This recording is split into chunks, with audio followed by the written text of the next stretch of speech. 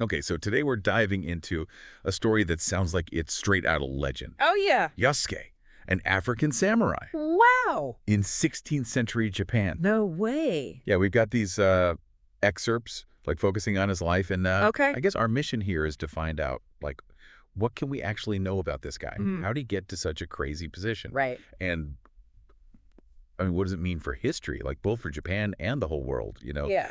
It's just the idea of an African samurai in feudal Japan. It's wild. Yeah?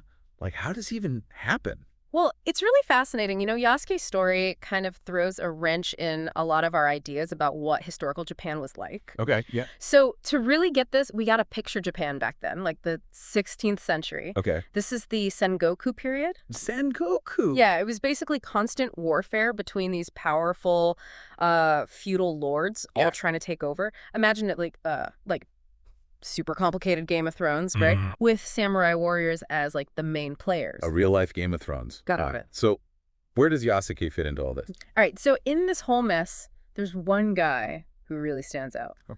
Oda Nobunaga. Oda Nobunaga. Yeah, this guy was like a brilliant warlord, super ambitious. He's known for his military strategy and for breaking with tradition. Like he really embraced new technology, firearms, things like that, and he valued talent wherever it came from. Yeah. And it was this like openness to new things that brought Yasuke into the picture. Right. This is where things get really interesting. Yeah. We know Yasuke arrives in Japan in 1579 with a Jesuit missionary. Right. But how does he go from, like, being part of this missionaries group to a samurai in Nobunaga's court? That's a huge jump. Yeah, it is. And the sources are kind of limited, unfortunately. Okay. But we can make some guesses based on like what we know about Nobunaga and the time period. Okay. Yasuke, he was a big dude, imposing, probably had some fighting experience already. He was stood out. Totally. In a place like Japan, which was pretty homogenous back then, he would have been impossible to miss. Right. And his size, his skills as a warrior, they must have caught Nobunaga's attention. Yeah. So do we have any clues about what specific skills Yasuke had? Like, what would have been valuable to Nobunaga? Yeah. Was it fighting techniques, or maybe he was like a cultural bridge, helping with communication with foreigners? Probably a bit of both. Nobunaga was really curious about different cultures. Right. He wanted to learn about the world outside of Japan. Yeah. Yasuke could speak Japanese, which was super rare for a foreigner then. Wow. And he probably had knowledge of other cultures and like different military tactics. I see. So his ability to communicate plus his potential fighting skills, that would made him a real asset. So then, and this is amazing, Yasuke actually becomes a samurai. I know. What did that even mean back then? Like in 16th century Japan? Being a samurai, it wasn't just about fighting. It was about your place in society, loyalty, Okay. adhering to this strict code of honor, the Bushido. Bushido. It meant you were trusted with responsibility, with privilege. Right. For Yasuke, a foreigner, to reach that status, it really says something about his character, Totally. his ability to adapt, and the trust Nobunaga had in him. This is like a powerful example of social mobility Totally. in feudal Japan. Like Yasuke, he was an outsider, and he climbed to a position of power and respect.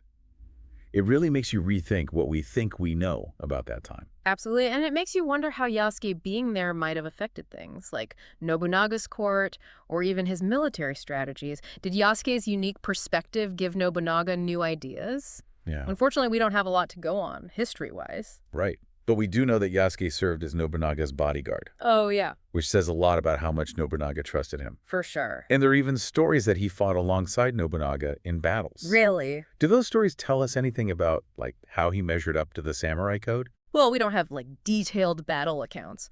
But the fact that he was trusted to protect Nobunaga and maybe even fought alongside him, it suggests that he embodied those core samurai values. Like, Loyalty, courage. mm-hmm. His actions probably showed his dedication to Nobunaga and his willingness to defend him. It's just incredible to think about. It is. Yasuke, an African man, left his mark on samurai history, even with so little information about him. Yeah.